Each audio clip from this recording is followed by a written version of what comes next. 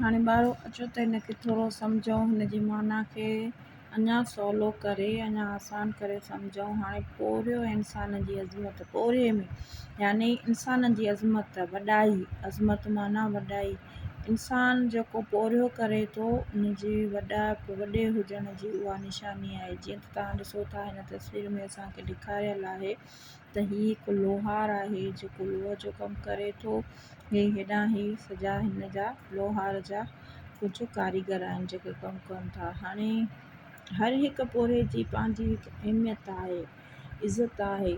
जेकॾहिं इहे लोहार लोह वारो कमु न कनि त जेके शयूं ठाहिनि था असां वटि न मुयसरु हुजनि, असांखे न मिलियल हुजनि त असांखे असांजी उहे ज़रूरतूं पूरियूं न थी सघनि। यानी हर हिकु कम जी हिकु पंहिंजी अहमियत आहे। जीअं हारी आहे, हारपो करे थो, पोख पोखे थो, उन में असांखे सब्जियूं, अन्न, चांवर, अनाज सॼो असांखे खाइण लाइ मिले थो। जेकॾहिं उहे कमु न कनि त असां किथां खाईंदासीं, असांखे केरु ॾींदो।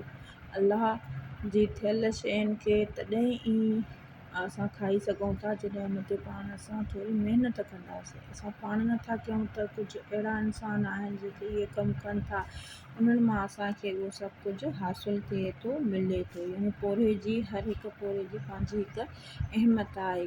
चए थो इंसानु पोरे खां नटाए ऐं सुस्ती करे थो त उहो ॿियनि जो मुहताज रहे थो।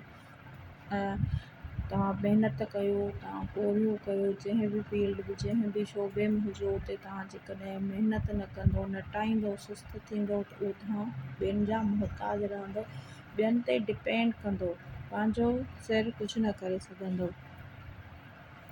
उहो चए थो ओड़े पारे ज़ाहिर जेको सुस्तु हूंदो, नटाईंदो, कंहिंजो कमु न कंदो, पंहिंजो कमु न कंदो, उहो कंहिंजे नज़रुनि में सुठी अहमियत न रखंदो ऐं उन जी काई इज़त न हूंदी।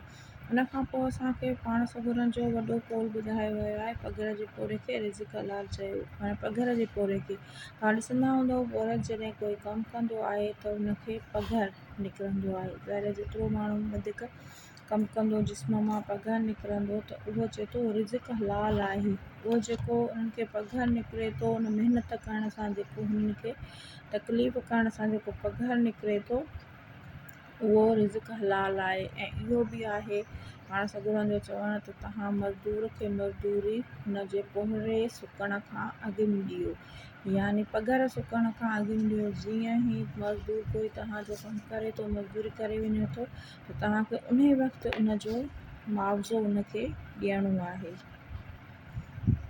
अहिड़े तरीक़े सां इहे सॼो सबक़ु जेको आहे सो तमामु सुठो आहे। हिन में पाण सॻुरनि जे खंदक जे जंग जो ज़िक्र थियल आहे, वॾी ॻाल्हि थियल आहे त जंग में जॾहिं मदीने मुनव्वरा जे ॿाहिरां खाई कोठी पे वई त उन में पाण कोटाई कई, माना पाण सल्लल्लाहु अलैहि वसल्लम पंहिंजे हथनि सां कोटाई कई हुई जॾहिं खंदक जी जंग लॻी हुई। ठीकु आहे। ऐं हीउ हुयो असांजो सबक़ु पोरे जी अज़मत। उन खां पोइ उन जी मश्क खे ॾिसंदासीं। बाक़ाइदा मश्क में सुवाल आहिनि, लफ़्ज़ माना आहे, ख़ाल आहिनि ऐं आख़िर में हिन में जेका इस्म आहे। हलंदासीं वरी हिन जे मश्क सां गॾु। टिल देन अल्लाह हाफ़िज़।